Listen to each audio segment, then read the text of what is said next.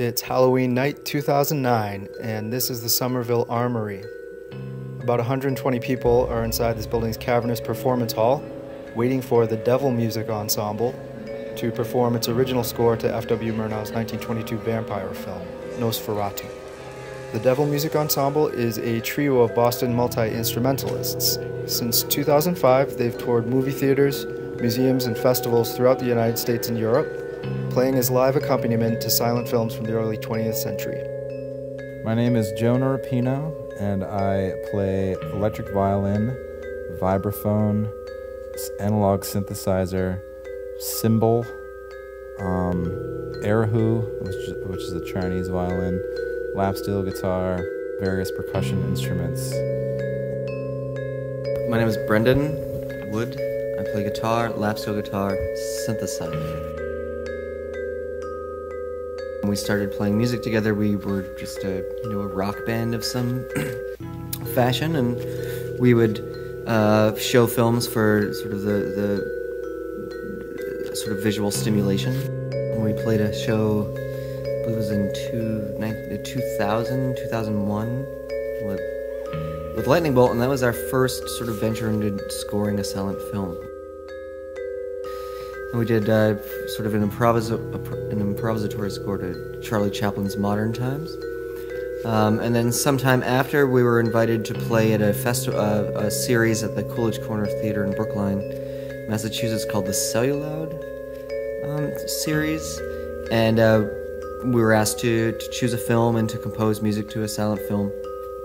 So we chose the Imaginary Voyage of René Clair, and it took us about 2 weeks to write it, and we had some other folks come along, and it was a lot of fun. And then that's where it sort of began. We were like, well, this is interesting and a lot of fun. Let's do another one. So we did The Cabinet of Dr. Caligari, and it took us a couple of months to write, and we went on tour. We had the opportunity because we were doing a film with live accompaniment. It was much better suited for us to play in a facility that had the proper equipment, namely movie theaters. So that was a really interesting venture away from playing clubs and bars. We were, calling and emailing all these different art house cinemas all over the country. They have projectors and video projectors and seating and screens, but oftentimes they don't have the proper sound equipment, so we would always have to do our own sound, basically, and we would never bring a sound technician. And also fitting into crazy nooks at the front of the theater. Sometimes we're split up, sometimes we're all jammed into a corner together. Sometimes there's soda pop and candy spilled all over the place, and we gotta get the mop out and make an area for ourselves. In the history of silent film, obviously the silent film was never really silent because there was always an accompaniment, someone accompanying the film, whether it be a small ensemble or someone just playing a solo piano or organ. But you would improvise upon sort of well-known themes,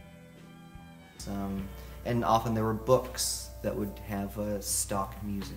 For silent film accompaniment, actually, there was one that was published in the mid-20s by someone who took the time to put together this music that is typically played for silent films, and then sold it to people who had that job.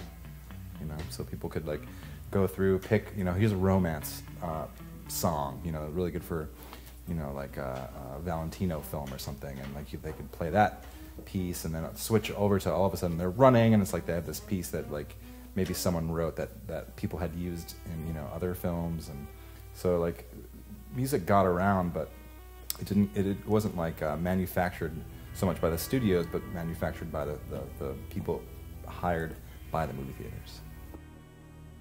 Old people come to our shows who sometimes we're scared we're going to blow them away with our amplifiers. And middle-aged folks with their kids come, and some rockers come, prog progressive rock fan.